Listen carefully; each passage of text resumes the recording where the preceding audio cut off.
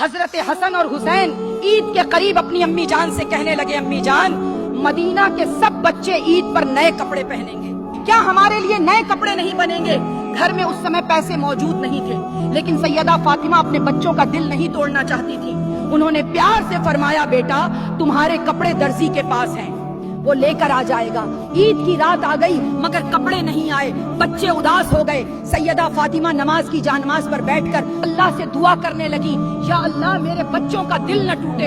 اتنے میں دروازے پر دستک ہوئی، کسی نے آواز دی، اے اہل بیت اپنے شہزادوں کے کپڑے لے لیجئے۔ انہوں نے دروازہ کھولا اور ایک تھیلی لے لی۔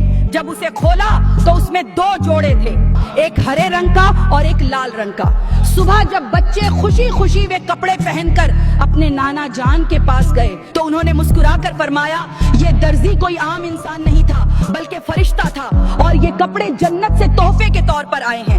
جب بندہ سچے دل سے دعا کرتا ہے تو اللہ اپنے بندوں کو مایوس نہیں کرتا۔ اگر آپ کو اہل بیت کی یہ محبت بھری کہانی پسند آئی ہو تو اسے ضرور شیئر کریں تاکہ اور لوگوں تک بھی یہ پیارا پیغام پہنچے۔